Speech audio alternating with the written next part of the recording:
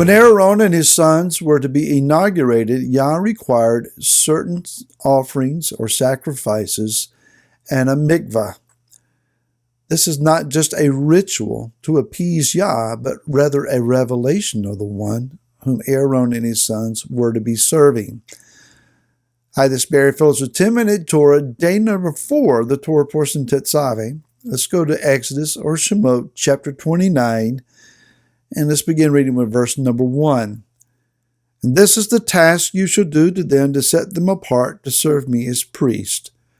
Take 1 young bull and 2 rams, perfect ones, and unleavened bread and unleavened cakes mixed with oil and unleavened wafers anointed with oil. Make these of wheat flour. You shall put them in 1 basket and bring them in the basket along with the bull and the 2 rams. Then you shall bring Aaron and his sons to the door of the tent of appointment and wash them with water. Let's stop reading there.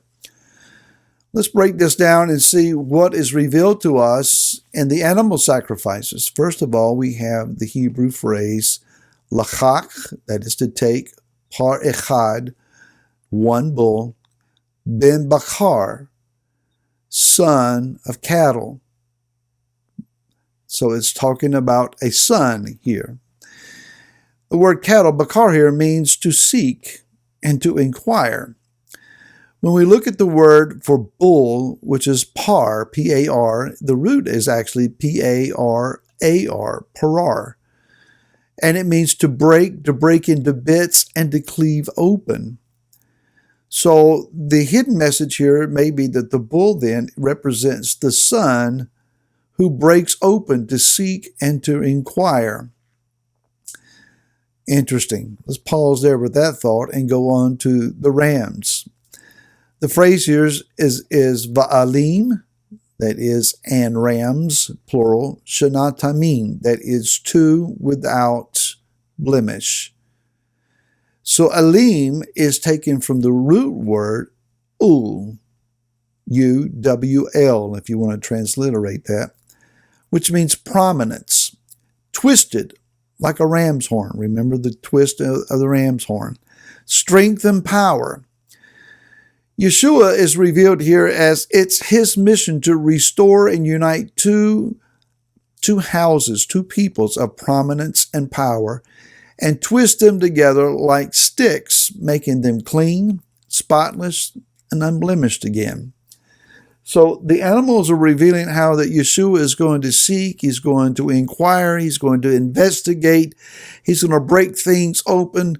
He's broke open the earth. He has broken open organizations, even denominations, and found his people, inquiring, bringing them, and twisting them together, binding them together, and making them one group, one people.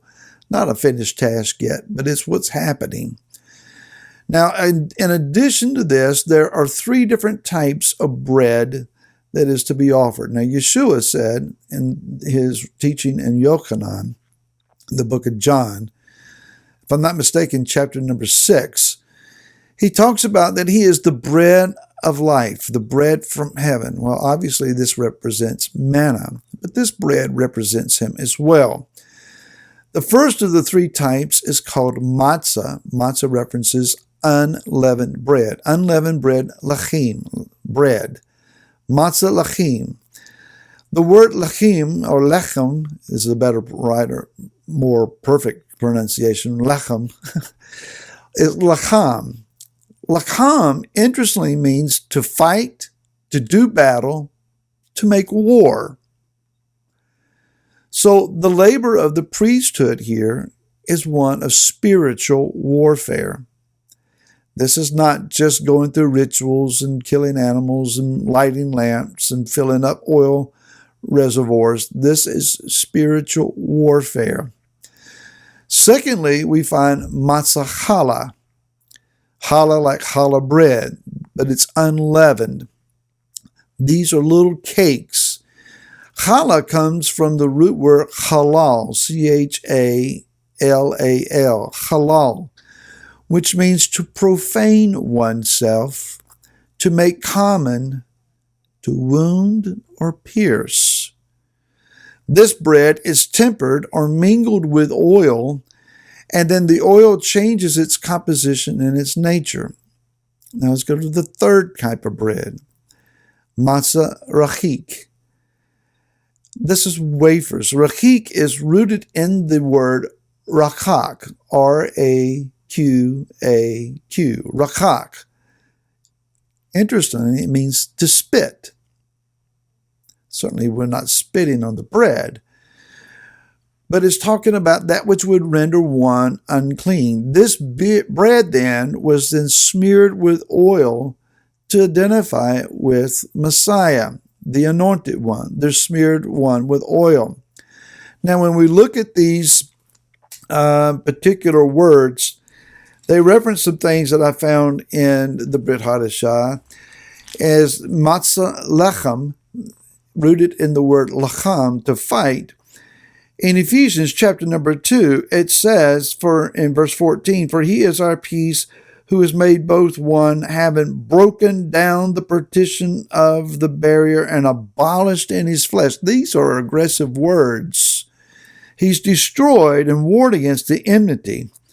That is the Torah of the commands and dogma. That is the way that man has used the Torah commands to create his own dogma, his own religion, so as to create in himself one renewed man from the two, making peace. Again, now we're going back to that reference of the ram's horns. So Yeshua does violence in more ways than we might be comfortable with. In Matthew chapter number 10, verse 34 and 35, "Do not think that I have come to bring peace on earth. I did not come to bring peace, but a sword. For I've come to bring a division, a man against his father, a daughter against her mother, and a daughter-in-law against her mother-in-law, and a man's enemies are those of his own household," he said. So there is this warfare that is going on, and Yeshua is the one who's leading it. When we talk about matzah, that which is wounded and pierced, you will easily remember Isaiah chapter 53, and it says in verse 5, "But he was pierced for our transgressions, he was crushed for our crookednesses. The chastisement for our peace was upon him, and by his stripes we're healed." The prophet Zechariah says that they will look upon him whom they have pierced, and they will mourn for him. And so we see then that the bread represents the warfare aspect, the spiritual warfare aspect of Yeshua, but also his wounding and his piercing for us. Well, what about the spitting? Well, remember that when Yeshua was being tried and when he was being whipped, that those who punished him also spat in his face. That is, that he rendered him unclean. That is, he took on our uncleanness, and he suffered in our behalf in that respect. So Yeshua, the warrior, has then stood up and demolished that which divides us, becoming wounded and pierced in the process, being spat upon and rendered unclean in the process. But also remember then that the high priest and his sons were mikvah. That is, they were immersed in water. Now, what is that for? Were they being baptized? The mikvah is about changing your status. A woman who has gone through her period during the time of the month, when that is over, she's immersed, going from unclean because of the flow of her blood to coming up clean. It's a change of status. When we're baptized, we're being mikvah. We're going down the old man, the old woman, and our status has changed as we come up. We're a brand new person in Messiah Yeshua. These men were going through a status change, going from common to set apart and undefiled. Now, just an interesting thought, the priesthood at that time was mikvah in water. We understand that in the last days, the earth that was once mikvah in water is going to be mikvah in fire. Will we also be mikvah in fire? Is there a fieriness that's going to come and purge the old and leave us shining and renewed like with by fire. Think about that. And we'll talk more tomorrow. Until then, shalom.